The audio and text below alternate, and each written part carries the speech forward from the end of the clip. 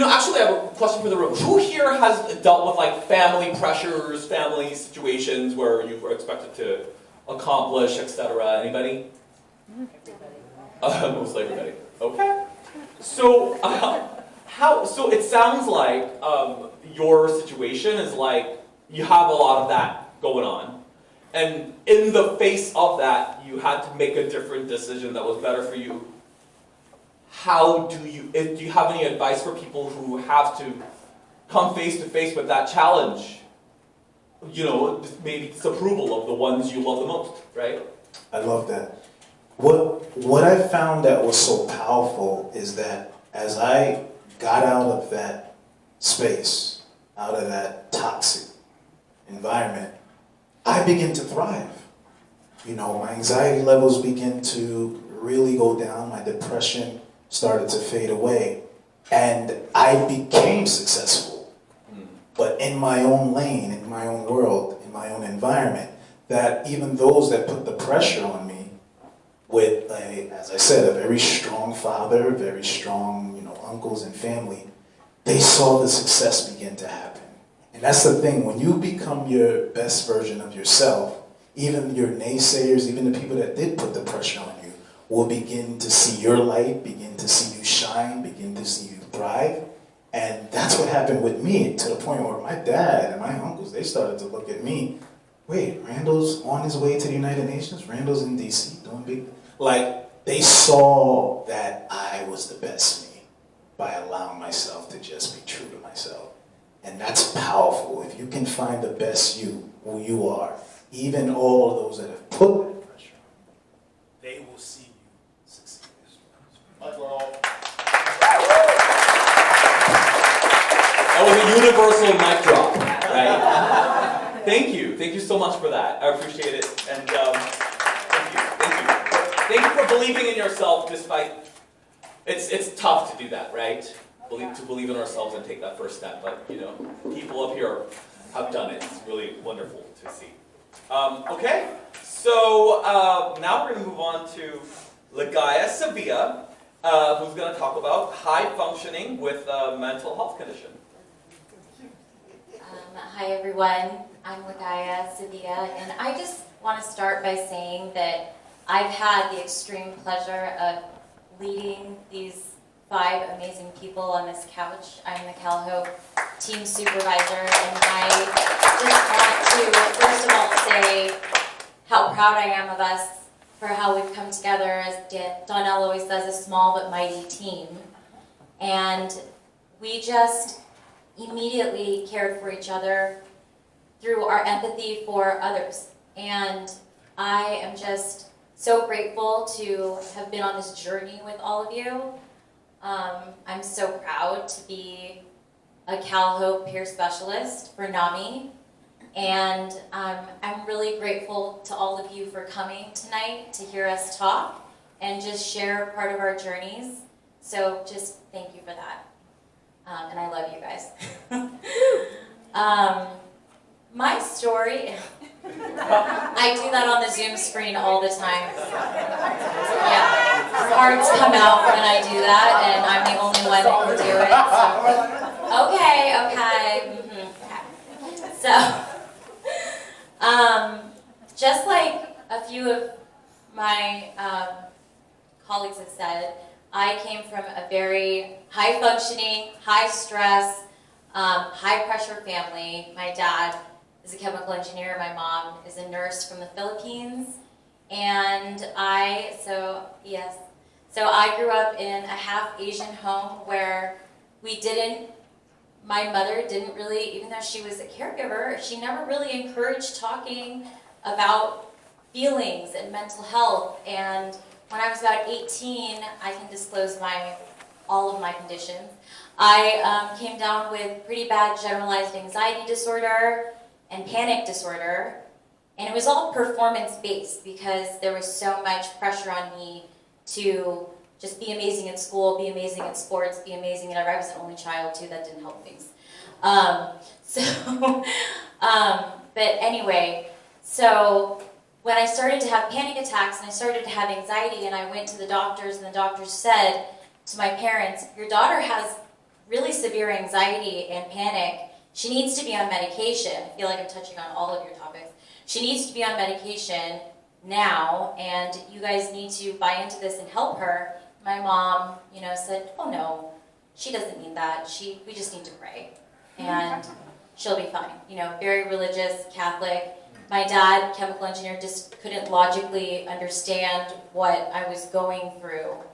So since he couldn't reason it out and rationalize it, and my mom just didn't believe it and wanted to pray it away, I didn't get medication. I didn't get, support. I didn't get to talk about it.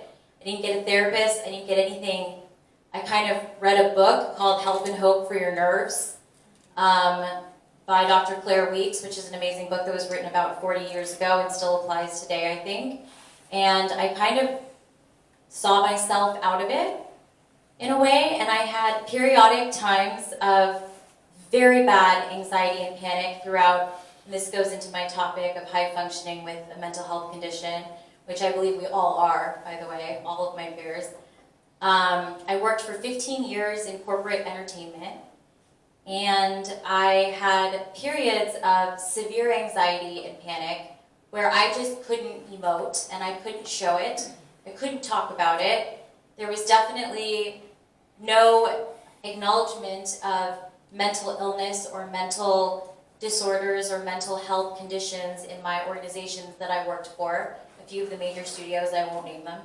But ending the stigma in the workplace is something that I'm very passionate about because of that time that I spent being pretty successful in my career. Nobody would have had any clue that I was suffering. But I was suffering immensely and greatly. And I could have really benefited from a mental health day or, just somewhere to go, someone to talk to, knowing that I could be open about how I was feeling. And that just didn't happen during that 15 years that I spent in corporate entertainment.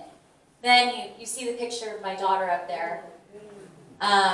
Something changed in 2020 when I had my daughter, Maddie. I suffered from severe postpartum anxiety and OCD. And when I say severe, this is a stay in the hospital, 3 residential stays, 30 days away from my baby, another 30 days away from my baby, another 10 days away from my baby, while they try to figure out how to help me and what medication to put me on and what to do with me, while my husband stays home and tries to take care of my daughter without me and tries to deal with everything with our home life without me. And this was a major pivot in my life because I traveled the country, you guys. I was in Ohio, I was in Texas, I was in Northern California, Southern California.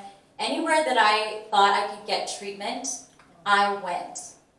And when I say that there is a lack of access to care, there is a lack of access to care. And especially when it comes to postpartum depression, postpartum anxiety, postpartum OCD, that became like my plight. And after a year and a half of suffering and going through an arduous journey to get through it and get on the right medications, like Danielle said, I would not trade any. I'm on multiple medications today, proud of it, because if I wasn't on those medications, I wouldn't be the wife, mother, and CalHOPE specialist that you see right now. And so I, 3 years ago, never would have thought that I'd be sitting on this couch. But when I came out of the darkest place of my life with my postpartum struggle, I just wanted to help people. I wanted to tell my story. I wanted to shout it from the mountaintops and tell people, there are people suffering, this is what you can do, this is where you can go. And a friend reached out to me, Sally Sigario, who works for, she's the operations manager for Long Beach Whittier NAMI. And she interviewed me on her Instagram Live for NAMI one day because I had a podcast that I had started to talk about my postpartum journey. And that's how I started knowing what NAMI was.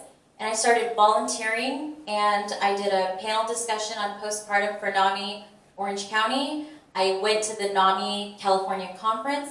I went to my first NAMI walk last year, and I begged for a job, basically, from any NAMI person that would listen to me. And I was willing to leave my corporate entertainment job in a heartbeat to come and work for NAMI, because I think it's such a special place with such special people that care so much and care so deeply. And so it was 8 months ago when I got an interview with Gigi, who's not here. She's in charge of NAMI walks. But to be the team supervisor, this wonderful group of people. And I was so happy to take nonprofits, we take a little bit of a pay cut from corporate, but I was so overjoyed to take that pay cut and come work at NAMI, and this experience has just been so enriching and such a beautiful journey, and I wouldn't trade it for the world, and I wouldn't trade my relationships with these people for the world, and yeah, that's my journey.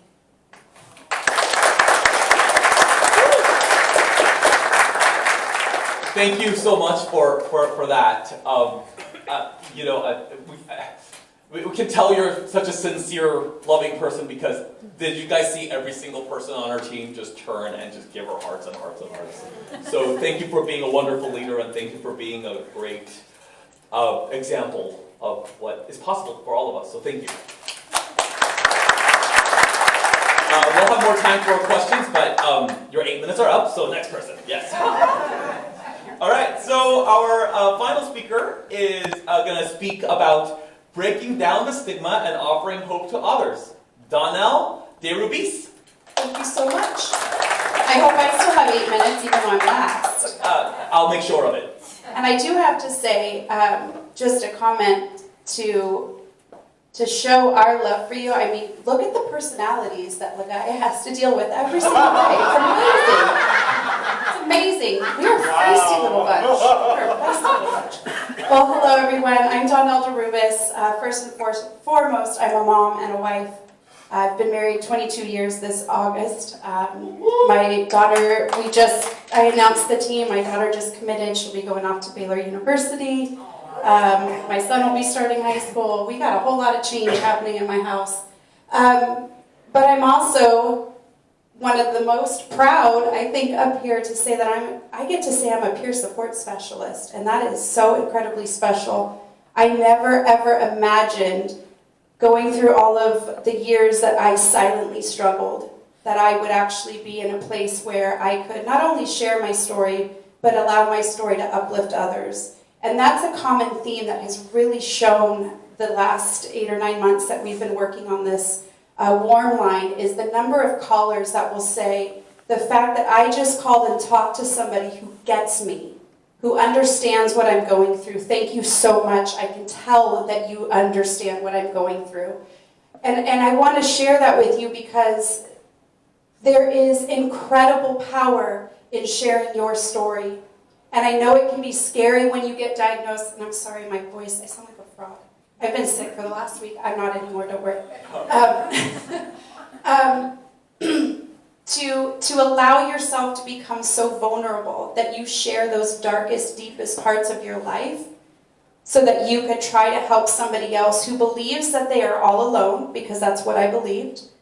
I believed that something was drastically wrong with me, and I believed that I would never, ever, ever understand what true happiness really was about, because I lived, when I say I silently struggled for many years, when I finally started sharing my story, I had employees that had worked for me for 12 years and had no idea, no clue whatsoever what I was actually dealing with. I am also a suicide attempt survivor. And it was, actually Trouty has heard this story, because it is because of Trouty that I'm actually sitting here today. And I get teary-eyed and I apologize. About 9 years ago, I was really hitting a very dark place again. And I looked down at my little boy's big brown eyes. He was about 2. And I thought, I can't do this again. I've got kids that are relying on me. I have a purpose. I'm supposed to be here for a reason. and I can't go down that path again. I can't struggle again. And so I, of all things, jumped on and started Googling things. I don't recommend it. But I did find another organization, and they happened to be having a walk that weekend. And so I went, and I stood in the middle of the field, all by myself, it seemed like, only I was surrounded by hundreds of people, and those hundreds of people were my people. They were people who had struggled. They were people that maybe had tempted. They were people with family members who were struggling, and I thought, oh my goodness, these are my people, and I need to meet all of them. I want to know who these people are. Trouty happened to be the executive director of that organization at the time, and I found her phone number also on Google, and I called her and I said, you don't know me, but I was at your walk and I want to volunteer with you guys. And I did that for many years.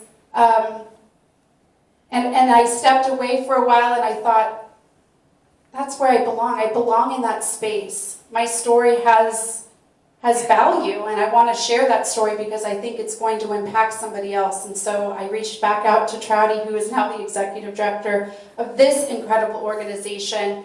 And it just so happened to be, I believe in timing, I don't know if you all do, but just so happened to be that she said, hey, if you get certified as a peer support specialist, we may be starting this team and you can interview for it. And here I am sitting on the couch today with this tiny but mighty team.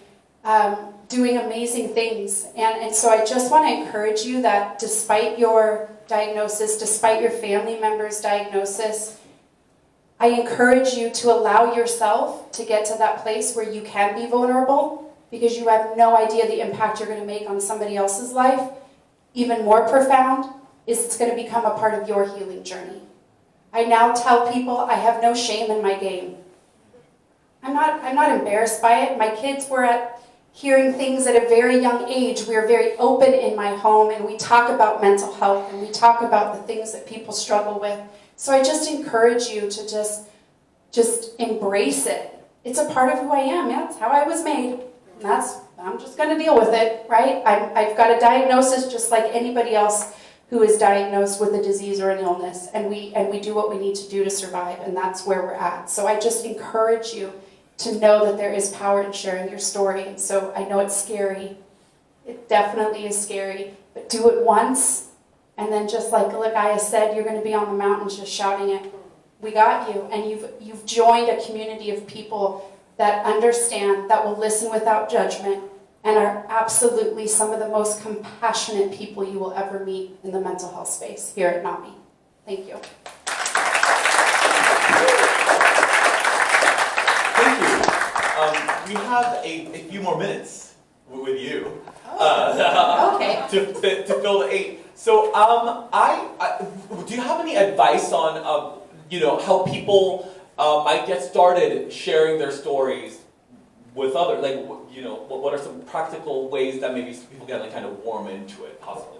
Yeah, I would actually say some of the programs that NAMI offers, the In Your Own Voice, the Ending Your Silence, even within the support groups, you really have an opportunity, if you're ready and willing on a support group, you can actually share bits and pieces of your story. And so I encourage you just to take those little steps, share what feels comfortable, which maybe doesn't feel as deep and dark and vulnerable, but just like, more relatable pieces. And before you know it, what ends up happening is people are like, oh yeah, that happened to me too, or I felt that way too, or I talked to my friend and they had that same experience. People start coming out of the woodworks. I mean, I had neighbors messaging me, I had no idea, and my person this. I mean, the number of people that you will ultimately connect with just by sharing little bits and pieces, right? We could be up here for hours if you want to hear our stories for real. So. I have to tell you this. I did a show in Montana last year. That was my maiden name. Yeah. Are you from there? Oh. Never I was in Montana, and I tried to disclose my HIV status in my comedy act near the end after I do my act. And then afterwards I had this kind of scary looking dude come up, and he had camo on. What you think of Montana, just like, oh my god, what's gonna happen? He looks, oh my god, right? He walks up to me and he goes, hey, so said you have HIV, right? Okay, yeah. I have, and he talked like this, and you know, I have PTSD from my time serving, and I can't really leave the house. I haven't left the house, and so I know it's different, but I feel you. And I'm like, me standing there as this Gasian who just said, I'm HIV positive in Montana, to this Army vet, and then so I taught him how to do comedy as a tool for delivery. So it is, stories are so important, it does connect people, and I want to thank all of you guys for sharing your story, and hopefully bringing light to some, and hope to people in the room. You know, thank you so much.